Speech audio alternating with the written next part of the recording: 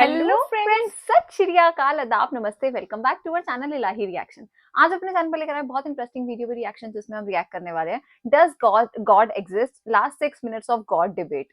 तो हमने इस वीडियो के बारे में बहुत ज्यादा सुना। ये काफी बड़ा, जो ये एक ललन टॉप करके एक चैनल है, वो काफी सारे लोगों के इंटरव्यूज लेते रहते हैं। काफी अच्छे इंटरव्यूज होते हैं, काफी अच्छी बातें होती है उसके अंदर। और ये जो पूरी डिबेट हुई थी ना, बहुत चर्चे में थी। अभी इन्होंने इसके लास्ट 6 मिनट के में जो गॉड की बात करी है, लेट्स सी जावेद अख्तर जी और जो मुफ्ती साहब हैं, वो दोनों क्या बातें करते हैं, फिर इसके बारे में बात करें। मुझे इस बात की खुशी है कि मुफ्ती साहब ने भी मान लिया कि नेचर में कोई इंसाफ नहीं है।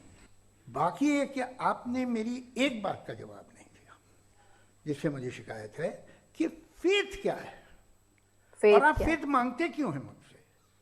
आप तो लॉजिकल हैं, आपके पास तो सारे रैशनल्स हैं, आपके पास सारे सबूत हैं, तो आपको फेथ की डिमांड क्यों करते हैं कि भाई तुम सरेंडर कर दो और सवाल मत करो?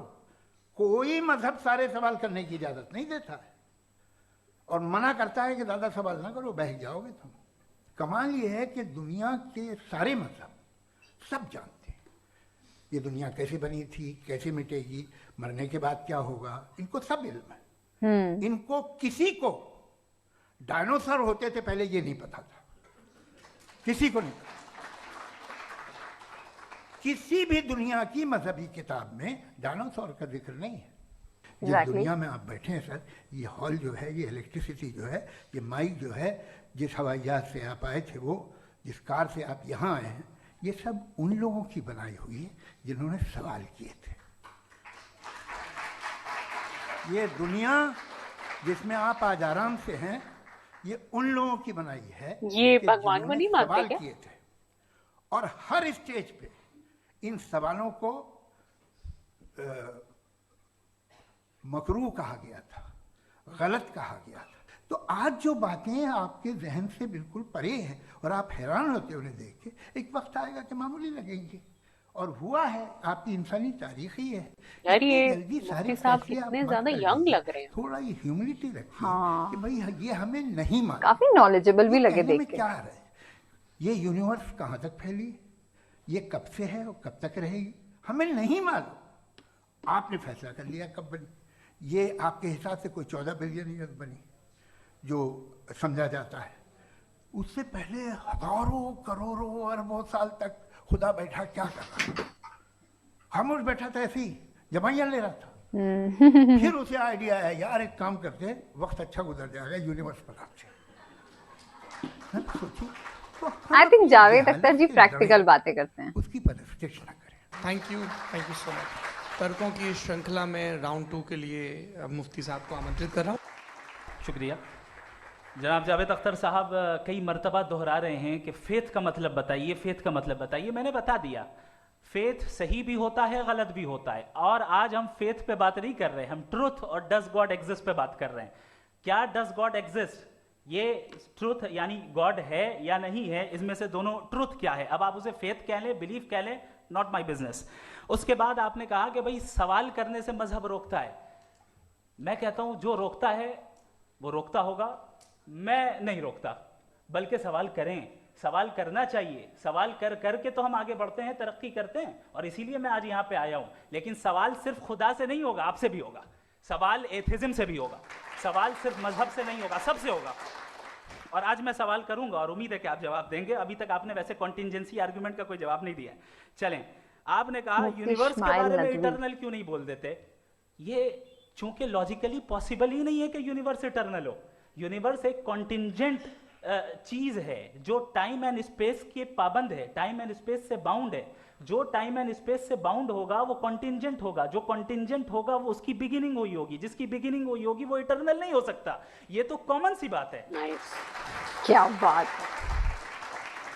आपने कहा कि किसी मजहबी किताब में डायनासोर का जिक्र नहीं है। अफसोस कि आज तक किसी मैथमेटिक्स के किताब में मुझे डायनासोर का जिक्र नहीं मिला। तो इसका मतलब मैथमेटिक्स की किताब बेकार है? नहीं, उसका वो टॉपिक नहीं है। रेवलेशन का और मजहबी किताबों का टॉपिक ये नहीं है कि आपको आके बताए साइकिल कैसे बनाते हैं, या आके ये बताए कि जो है डायनासोर वेरी नाइस, वो वेरी तो मोरालिटी नाइस। सिखाने आया है, गॉड के बारे में बताने आया, नॉन फिजिकल रियलिटी की हकीकत को सिखाने के लिए आया। रिलीजियन साइंस को रोकता है? नहीं रोकता। अगर रोकता है तो गलत करता है। रिलीजन साइंटिज्म को रोकता है, जिसमें हमारे जावेद साहब मुब्तला हैं।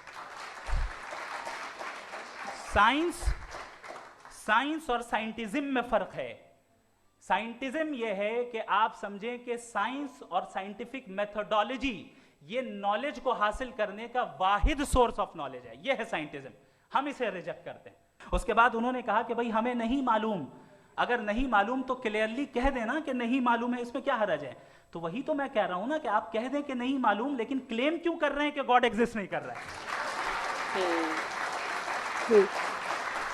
आखिरी चीज इन्होंने कहा कि खुदा दुनिया बनाने से पहले 150 साल पहले या करोड़ों साल पहले क्या कर रहा था। अरे हजरत, चलें बहरहाल मैं जवाब दे देता हूं, आप हमारे रिस्पेक्टेड पर्सनैलिटी हैं, अगर आप नहीं होते तो मैं इसे एंटरटेन ही नहीं करता। टाइम ये 100 साल पहले या 100 साल बाद, पहले बाद में अभी, ये वो अल्फाज हैं जिनका ताल्लुक टाइम से है। टाइम शुरू ही हुआ है यूनिवर्स की बिगिनिंग के बाद, तो उसके पहले खुदा क्या कर रहा था, सवाल इलॉजिकल है, ये फेलेसी है। यानी आप ये कह रहे हैं कि यूनिवर्स के बनने से पहले खुदा क्या कर रहा था, टाइम के बनने से पहले, पहले का ताल्लुक टाइम से, टाइम उस वक्त था ही नहीं, तो ये सवाल ही इनवैलिड है खुदा के ताल्लुक से। इसकी एक मिसाल आप ले लें। एक कार है, एक साहब ने देखा कि भाई इनका कार जो समझाने है, का तरीका बहुत उसके अच्छा है। व्हील्स कितने अच्छे लगे हुए हैं, सही जगह पे, स्टीयरिंग जो है कितने अच्छे जगह पे लगी हुई, और सीट्स कितने वेल डिजाइंड है, कितनी प्रिसाइजली ये कार काम कर रही है। तो जरूर कोई ना कोई इसे क्रिएट किया है, किसी ने क्रिएट किया है। अब जावेद साहब आए और कह रहे जनाब बोनेट खोलिए, इसमें इंजन है, इंजन इस कार को चला रहा है, hence prove no one has created the car. This is illogical. Science हमेशा फिजिकल वर्ल्ड की चीजों को ही फिल करती जाएगी और फिजिकल चीजों से ही करती जाएगी, क्योंकि एम्पेरिकल एविडेंस का ताल्लुक फिजिकल वर्ल्ड से है। आप साइंस के जरिए मेटाफिजिकल रियलिटी को कभी साबित नहीं कर सकते। ये रॉन्ग टूल का इस्तेमाल करना है। ये वही काम है कि आप मेटल डिटेक्टर से प्लास्टिक डिटेक्टर करने चलें, जो कि जाहिर है सही नहीं है। आज की वीडियो क्या कमाल की थी यार। जावेद अख्तर जी को हमने बहुत बार सुना हुआ है, मतलब उनकी जो शायरियां हैं, वो जो लिखते हैं, उनके जो गाने हैं, सच में मतलब हमने काफी ज्यादा सुने हुए हैं। और नो डाउट मैं उनकी काफी रिस्पेक्ट भी करती हूँ, मुझे काफी अच्छी लगती है। जो मूवीज भी उन्होंने डायरेक्ट करी हैं काफी अच्छी होती हैं। बट आज पहली बार मुझे उनकी बातों का कोई लॉजिक नहीं लगा। और मैं जो मुफ्ती साहब है, मैं इनको फर्स्ट टाइम सुन रही हूँ, मुफ्ती इस्माइल जी को। बट क्या उन्होंने आंसर्स दिए हैं, इतना अच्छा लगा। मतलब एक एक आंसर टू द पॉइंट था, एक एक चीज उन्होंने बहुत अच्छे से समझाई, मुझे बहुत पसंद आई आज। ओह माय गॉड, मतलब हमारे लिए ये वीडियो इतनी ज्यादा इंटरेस्टिंग थी ना, क्योंकि आई थिंक जब ये वीडियो स्टार्ट हुई ना, पहले तो जावेद अख्तर जी जिस टॉपिक के ऊपर हम बात कर रहे थे, आई थिंक वो तो हमें बिल्कुल ही समझ नहीं आ रहा था कि ये कैसा सवाल हुआ कि भगवान अभी, मतलब हम ऐसी एक सेंचुरी में जी रहे हैं जहां पर अभी तक हम इन चीजों से बाहर ही नहीं आ पाए कि क्या भगवान है या नहीं है, क्या ये पूरी दुनिया भगवान ने बनाई है।